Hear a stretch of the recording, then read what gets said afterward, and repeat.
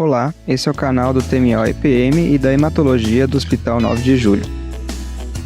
Hoje a doutora Ana Cecília Bahia apresenta o artigo sobre o uso de ibrutinib em associação com venetoclax em pacientes com LLC em primeira linha. Eu sou a Ana Cecília, sou fellow de TMO do Hospital 9 de Julho e hoje eu vou apresentar o estudo de associação do ibrutinib com venetoclax de duração fixa para pacientes com leucemia linfocítica crônica e comorbidades. Esse foi um estudo publicado no New England Journal of Medicine no ano de 2022 e teve como primeiro autor Arnon Carter. Então, como nós sabemos, a leucemia linfocítica crônica é uma doença que afeta principalmente a população da terceira idade e, historicamente, a quimioimunoterapia ela representou a terapia padrão de primeira linha para essa população. Como exemplo dessa abordagem terapêutica, a gente tem a associação de clorambucil com obinutuzumab, que por muito tempo representou o tratamento de primeira linha para pacientes idosos e portadores de comorbidades. Entretanto, é um esquema que está associado a alguns efeitos adversos, principalmente reações infusionais, e em termos de resposta terapêutica, a duração da remissão é abaixo do ideal em muitos pacientes. Diante disso, surgiu-se a necessidade de tratamentos mais eficazes e com menos efeitos colaterais, visto que a população mais comumente afetada pela doença é uma população mais frágil. Então, como protótipo dessas terapias atuais, nós temos o ibrutinib, que é um inibidor da tirosina quinase de Bruton de primeira geração, administrado por via oral, e que tem benefícios de sobrevida já comprovados em estudos clínicos randomizados de fase 3 em LLC, em tratamento de primeira linha.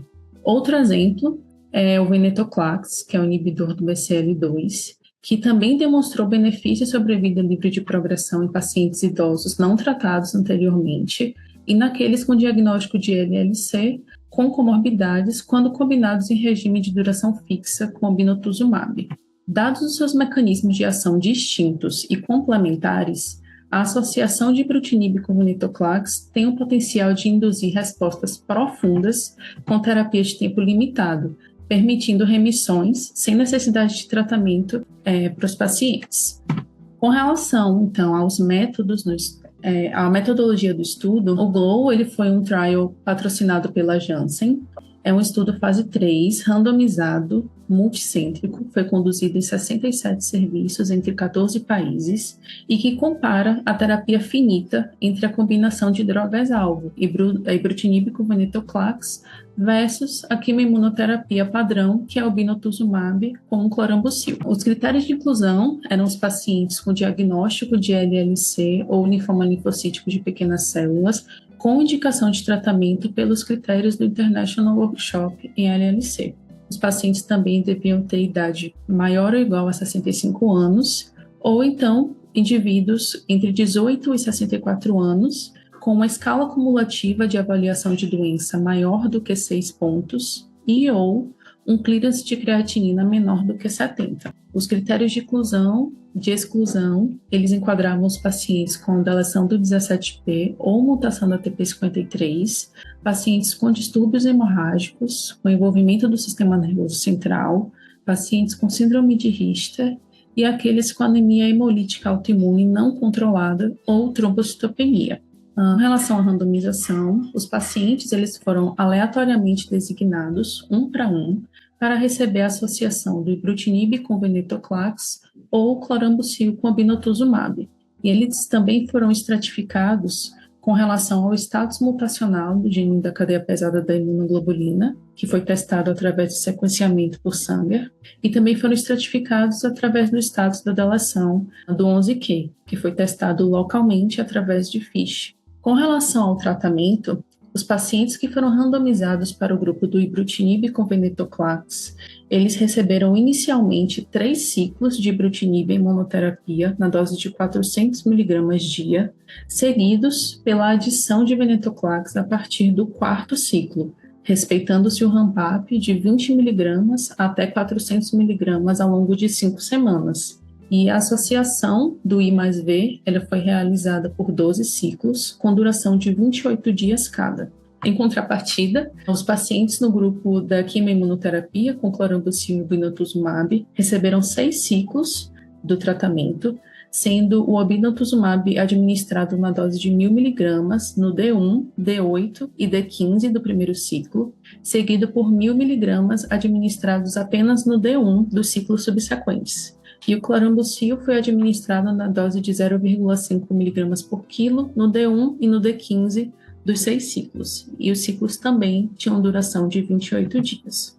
O desfecho primário do estudo foi a sobrevida livre de progressão, que foi avaliada pelo Comitê de Revisão Independente e foi definida como o tempo desde a randomização até a progressão de doença ou morte, por qualquer causa, o que ocorresse primeiro. Os desfechos secundários incluíam uma taxa de TRM indetectável na medula óssea, através de NGS, a taxa de resposta completa, sobrevida global, o tempo até o próximo tratamento e o perfil de segurança. Em relação às avaliações, a resposta da doença ela foi avaliada de acordo com os critérios modificados do International Workshop em LLC do ano de 2008, e para pacientes com resposta maior ou igual à resposta parcial, amostras de sangue periférico eram coletadas a cada 12 semanas, e amostras de medula óssea foram coletadas 36 e 72 semanas após a randomização para avaliação da DRM. A DRM indetectável ficou definida como inferior a 10 a menos 4, e a concordância entre a DRM indetectável entre a medula óssea e o sangue periférico foi calculada 3 meses após o término do tratamento. Então, entre maio de 2018 a abril de 2019, 211 pacientes foram incluídos no estudo, sendo desses 106 pacientes para o braço ibrutinib e venetoclax e 105 pacientes para o braço clorambucil obinutuzumab. Em relação aos dados demográficos e características da doença, a gente pode observar uma mediana de idade bastante semelhante entre os grupos, com ambos apresentando a idade média de 71 anos. Entretanto, em respeito à funcionalidade desses pacientes, a gente pode observar uma maior população com a escala CIS, maior do que 6 pontos, enquadrados no subgrupo do ibrutinib com venetoclax.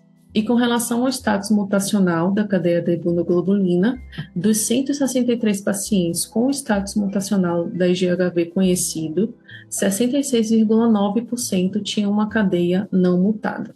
Com relação à eficácia do estudo, com acompanhamento mediano de 27,7 meses, foram relatados 22 eventos de sobrevida livre de progressão no grupo I mais V, versus 67 eventos no grupo clorambucil obinutuzumab, resultando numa sobrevida livre de progressão significativamente maior com ibrutinib e venetoclax do que com a quimioimunoterapia padrão, com hazard rate de 0,21. E as taxas de sobrevida livre de progressão em 24 meses foram de 84,4% no grupo do ibrutinib com veneto versus 44,1% no grupo do clorambucil com obinutuzumab. Esses dados, eles se traduzem nesses gráficos de sobrevida livre de progressão, onde na figura A, a gente tem os dados avaliados pelo Comitê de Revisão Independente, e na figura B, os dados foram avaliados pelo investigador. Entretanto, ambas as curvas são bastante semelhantes e demonstram uma superioridade na sobrevida livre de progressão no braço do ibrutinib com venetoclax.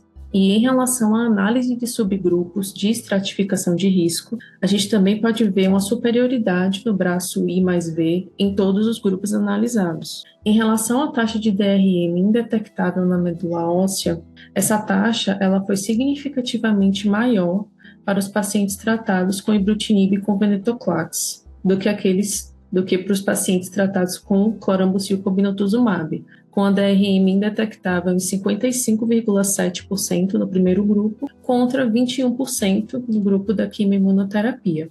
E na avaliação 3 meses após o término do tratamento, essa proporção ela se manteve, tendo o grupo ibrutinib e venetoclax com a DRM indetectável em 51,9% versus 17,1% no grupo do clorambucil com obinutuzumab.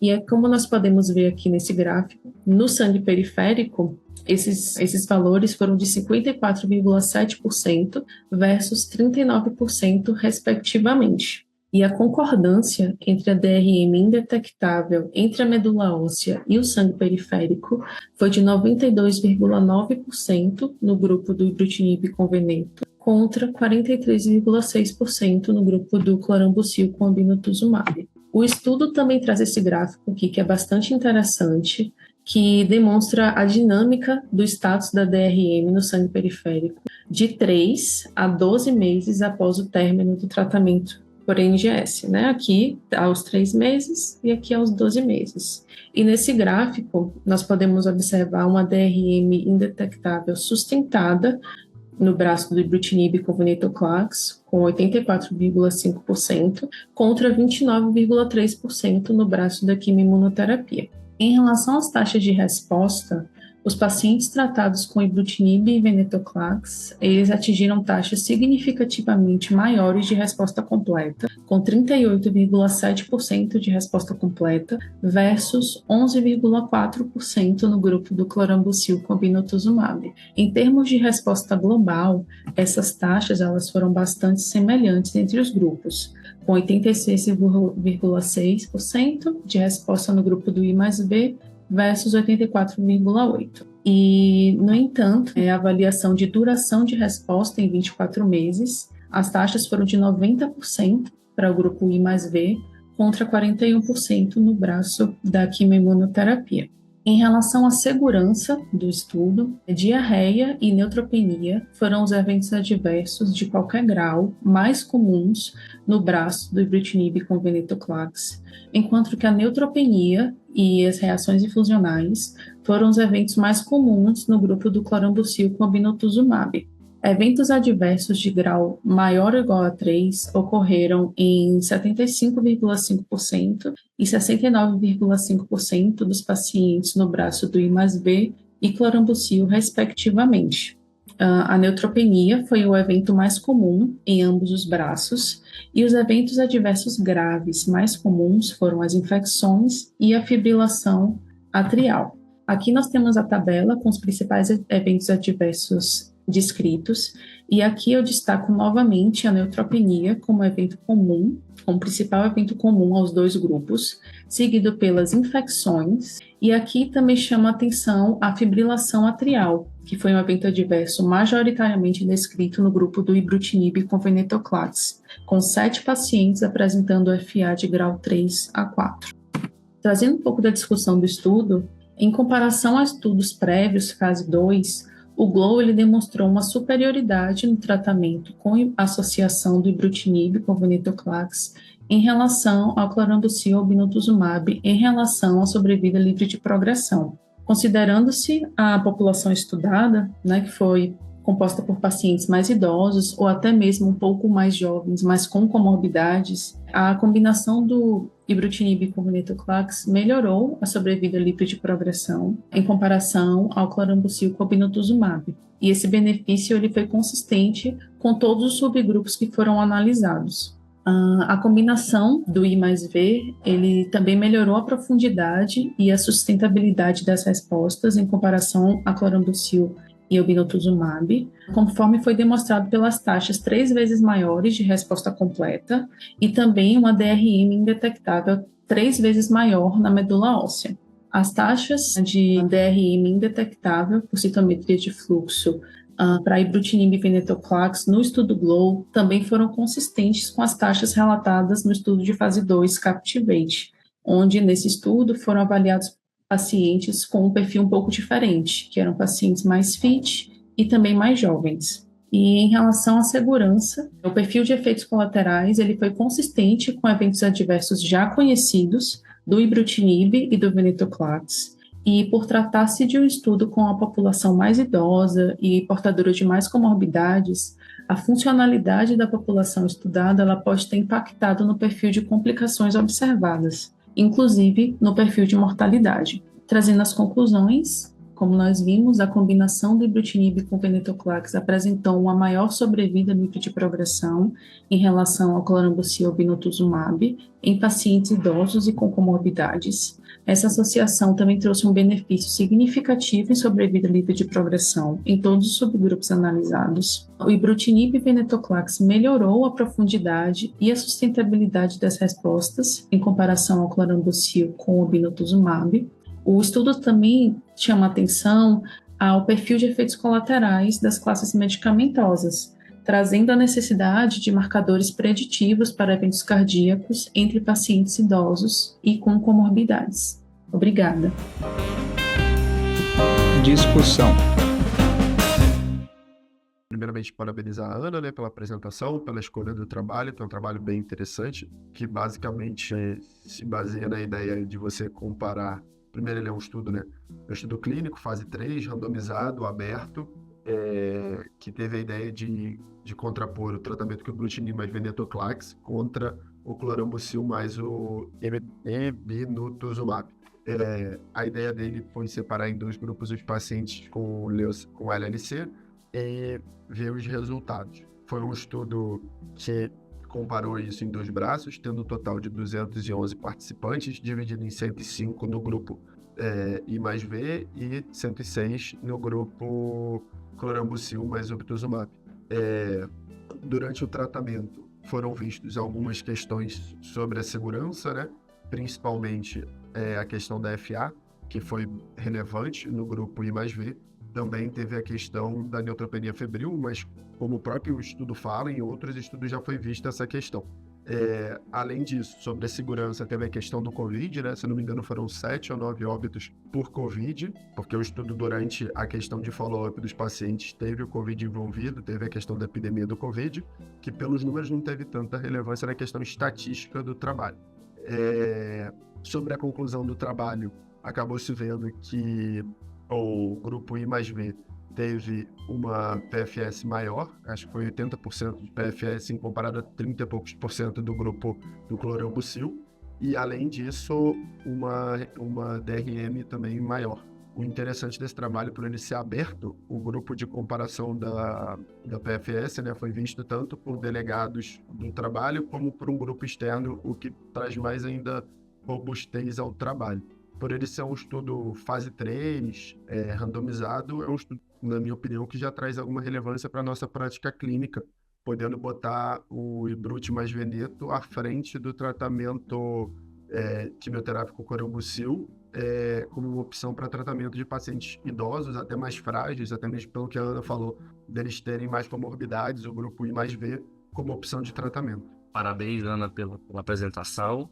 Eu, de fato, concordo aí com o que o Eduardo falou. É um estudo importante aí que ele vem para trazer impacto positivo na nossa prática clínica.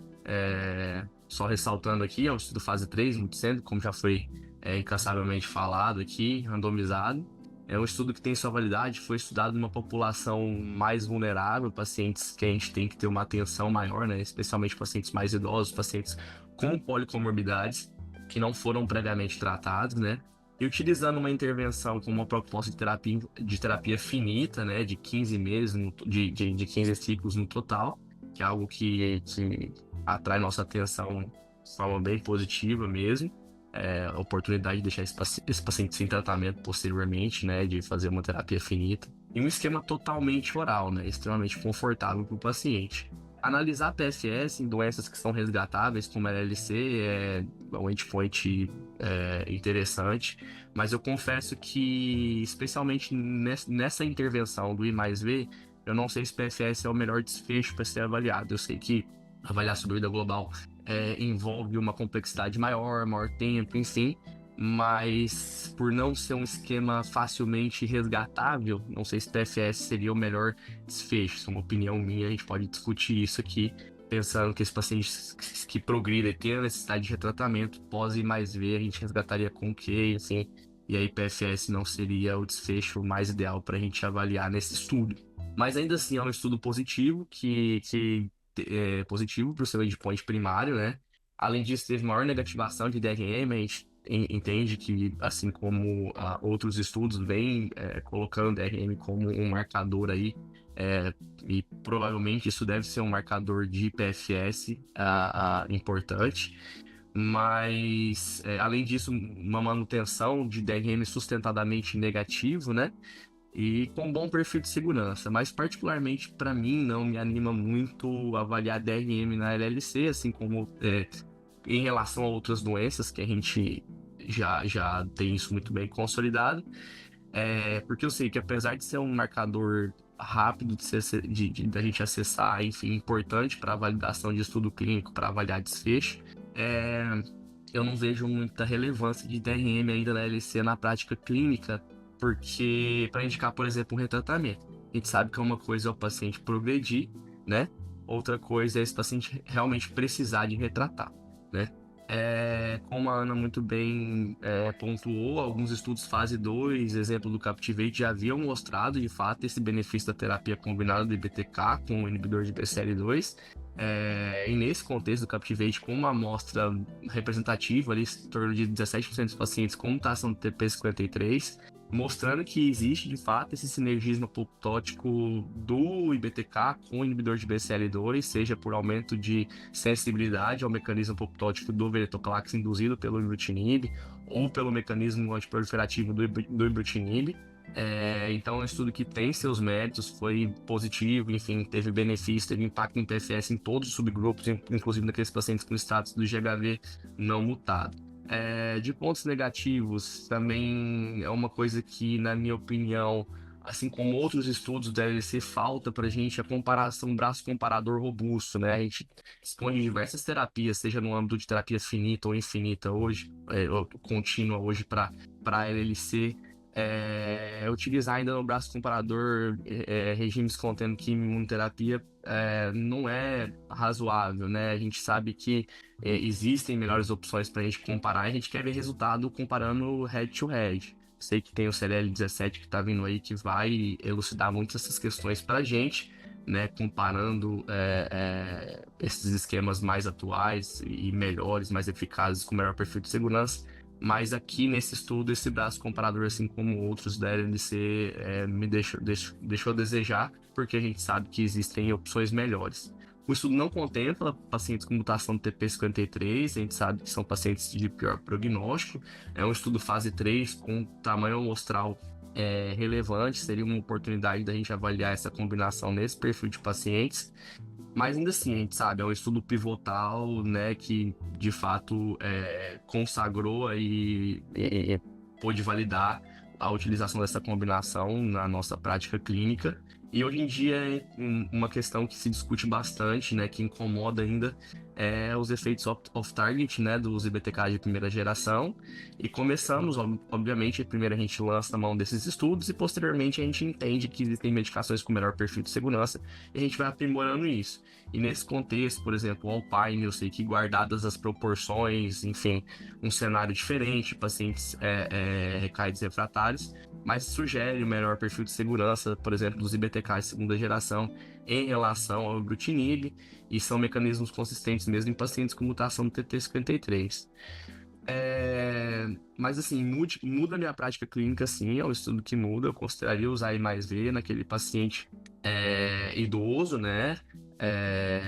Especialmente naquele paciente, mas ainda assim existe uma ressalva, porque é um esquema que uma vez a gente propõe ele, né, na primeira linha, a gente vai diminuindo, vai tendo uma escassez de perspectivas de resgate se esse paciente progride com necessidade de retratamento, principalmente em uma progressão precoce, aí, enfim, se ele fica se é uma doença que progride de forma mais rápida, que a gente não tem a oportunidade de reexpor ele. Isso de fato me incomoda, mas talvez para aquele paciente mais idoso, com uma expectativa de vida não tão prolongada, né, que não seja tão maior do que a PFS do estudo, seria uma alternativa interessante. Paciente com múltiplas comorbidades seria algo interessante de se pensar assim. Essa é a minha opinião. Então, algo que não foi falado, então não confundir a New England Evidence com o New England tradicional. Então, esse artigo foi publicado em 2022 na New England Evidence. Não tem um fator de impacto ainda conhecido, né? Enquanto a New England tradicional tem maior que 90, aí, então não tiro o mérito da publicação, mas são coisas diferentes, são impactos diferentes. Ainda pegando em relação às publicações, então esse trabalho já teve 2 atualizações, tá? Uma no 23 e outra no 2024. Então acho que é interessante sempre quem estiver ouvindo aí depois procurar atualizações, né? E uma do Lance outra do Edge, como eu falei, mas é interessante mostrar a solidez do trabalho, né? Mostrando o ganho de PFS e ganho de sobrevida global. Então, mostrando aí 64 meses de segmento que é compatível, tá? Bom, falando do trabalho, né, isso do fase 3, já falaram isso, acho que o braço comparador, né, para quem é mais novo, né, falou, nossa, estranho fazer quimioterapia, né, para LLC, né, não é nada estranho, esse era o padrão, né, então, hoje fica até estranho pensar nesse braço comparador, mas era o que era feito. Por isso, né, por ter quimioterapia, não tem direção de 17, nem TP53 nesse perfil de paciente, apesar que em primeira linha esse está em torno de 10 a 15%, não vejo tanto problema, mas que eu anotei aqui. O SEERS, né? Então, os pacientes que teriam um FIT, o SEERS é um score de comorbidade desses pacientes, usados bastante em NLC. Na prática clínica, a gente acaba não usando tanto, ele pontua-se facilmente esses pacientes, sim, e o SEERS para estudo clínico é bem usado. É isso. Pontos positivos, terapia fixa, ótimo, né? Todos nós gostamos, por pontos todos colocados, menor risco de efeitos adversos, possibilidade de expor esse paciente a essa classe de drogas, né? Oral, né? Então, diferente da outra terapia fixa que nós temos aprovado, né? Você faz parte do tratamento endovenoso, é um problema ou não? Tem prós e contras aí, dos dois. Então, o oral é um ponto positivo, ou contra aí já foi falado, né? Fibrilação atrial, suspeito, é algo que a gente estava inesperado. Não, fibrilação atrial é algo esperado de BTK, principalmente de primeira geração, assim como, né, risco de infecção, mas isso também é inerente a antiaderente, hipertensão e aumento do risco de sangramento. Nada de novo. Que mais? O Lucas pontuou bem, né? Então, PFS é o melhor endpoint? O endpoint, eu acho que de LLC até mais difícil, a gente vai ter esse endpoint no primário. Agora, a maioria vai ser DRM. Eu concordo com ele que o ideal é TTNT, né? O tempo para o próximo tratamento, né? E aí tem apenas atualizações, vou ficar me focando nisso, porque LLC você progredir não tem que tratar necessariamente, por isso o TTNT é mais importante. A DRM, né, foi como a Ana pontuou bem, né, é feito no end of treatment mais 3, né, mais 3 meses, geralmente quando é feito, mostrou que esses pacientes aí fizeram a terapia nova, né, de combinação de BTK e BCL2, atingiram uma resposta mais profunda e vai chegar lá na frente com a PFS mais prolongada e possivelmente sobrevida global, ou seja, né, a DRM, nesse caso, é um surrogate endpoint de PFS e de overall survival. Tá bom, então o que mais? A gente conversou recentemente do Amplify, né? A gente acaba associando outro IBTK de segunda geração, mais ou menos antes do ND20. Então, ouçam o nosso episódio anterior, não vou ficar entrando muito nele, né, que a gente já para não perder tempo, né? Não são estudos comparativos, tal, mas os trabalhos são interessantes. Tem uma questão de DRM até também, parece que ser mais interessante até no Glow, mas ainda não dá para comparar. Os dois são, e o Amplify, né, que seria a cala mais Veneto, mais ou menos a opinião, não está aprovado. Mas é algo que eu acho bom, né? Então, a nossa terapia, a gente acaba fazendo terapia finita, então é uma das nossas opções. Eles já falaram praticamente tudo aí que eu penso também do Glow. Eu ia questionar o negócio do Lucas exatamente, mas o vídeo já deu spoiler lá, criticou o PFS, mas qual que seria o endpoint dele? Eu venho já falando. Eu acho que o PFS2 até é que eu gostaria mais até do que. PFS2 o tempo até o próximo tratamento, né? Seria... que são parecidos ali, né? São diferentes e parecidos. E o Eduardo falou uma coisa assim, ele foi melhor que no tratamento padrão. Então, acho que pra mim essa foi a maior crítica do Glow é essa. Então, são duas, na verdade. A primeira é tratamento padrão, 2018, quando começou a recrutar o estudo, era o Bini e o Clorambucil? Sinceramente, do ponto de vista, não. A gente já tinha o de BTK batendo nesse tratamento, a gente já tava saindo já o dado do CLN14. Então, o Bini e o Clorambucil, acho que pra mim esse foi uma das grandes críticas do trabalho, você usar isso aí como braço comparador. Você fala, mas não era, na época não era verdade. O Brasil já tinha aprovado inibidor de BTK em primeira linha. tá? Então, eu acho que o correto, mais correto, eticamente falando, seria fazer inibidor de BTK versus inibidor de BTK com BCL2, que não é esse dado, é o dado em BCL 17, como o Lucas já falou, espero que saia esse ano. O segundo ponto, para mim, de crítica do Glow, que eu acho que dá para entender porque tem a ver com o primeiro ponto, que quando você pega uma população dessa, é eticamente errado você usar tratamento para deleção do 17P. E para mim, hoje em dia, a dúvida ainda é, não para mim, mas acho que eu vejo muito no mundo hematológico, a dúvida ainda é, eu entendi, tratamento finito é bom, tratamento finito é tranquilo, a gente tem que considerar sempre o tratamento finito dos pacientes, mas no paciente de alto risco, deleção do 17P, com tempo 53. Será que tratamento finito não vão estar aumentando muito a recaída ali, mais resistência, vai ser pior no longo prazo? Então tem muita gente que se preocupa com isso e acaba deixando o BTK contínuo. E uma crítica do Globo, para mim, é essa, você não ter selecionado a população de direção do 17P, tá? É o estilo fase 3, já tinha Captivate mostrando que daria para usar na direção do 17P, que é uma fase 2. Então por que não colocar, né? Acho que tem muito a ver também com o primeiro ponto que eu falei. Quando você tem o biniclorambucil de braço controle, você não pode colocar pacientes com direção do 17P, porque senão você fica eticamente errado. Tá? Mas não respondeu uma dúvida que seria prática. Posso usar terapia finita para um paciente com LLC de alto risco? Então, acho que isso até hoje há muita discussão, acho que a dúvida vai ser sanada logo mais. Tá? Mas, assim, em termos de filme, é o que eu já vou falar logo, acho que todo mundo acho que já viu The Batman, né? Do Robert Pattinson. É uma proposta diferente. Ele tenta fazer alguma coisa um pouco diferente que o filme do Nolan. Não dá pra falar que é melhor. Não dá pra falar que é melhor, né? É um bom filme. Não dá pra falar que é melhor, né? Que os outros Cavaleiros das Trevas, ou os outros 3 ali da trilogia, né? Então, mas eu gostei de Batman. Não sei se vocês gostaram também. Eu tenho uma pergunta, assim, qual seria o paciente ideal que vocês utilizariam, sabendo que a gente tá usando de cara, assim, meio que queimando um tratamento com 2 drogas extremamente potentes e vamos supor que esse cara tem uma expectativa de vida razoável e a gente pensar em um resgate para esse paciente, a nossa possibilidade terapêutica fica mais escassa, né? Esse é um ponto que eu esqueci de comentar que você falou, exatamente. Teoricamente, você está tratando por 2 anos. Se o paciente fica aí com 6, 7, 10 anos, depois você pode fazer o que você quiser. Você não está queimando nada. Você está mantendo, você pode retratar com o que você quiser. O problema é aquele paciente, e teve paciente, acho que se não me engano foram 2 no Globo, que foi refratário e mais ver. Aí é problema. Aí é problema. Aí no mundo atual a gente tentaria fazer algum espírito ou alguma outra coisa, levar para orgânico, né? Spec, né? Mas é exceção da exceção, mas isso eu até falei, você parando, você não está retratado, você pode reexpor esse paciente, né? E atualmente o Pedro falou bem, tem Pirto lá para frente, tem dado de específico, tem alguns dados de CAR-T, que ainda é mais ou menos, né? Tem o degradador de BTK, né? Tem o BGP, né?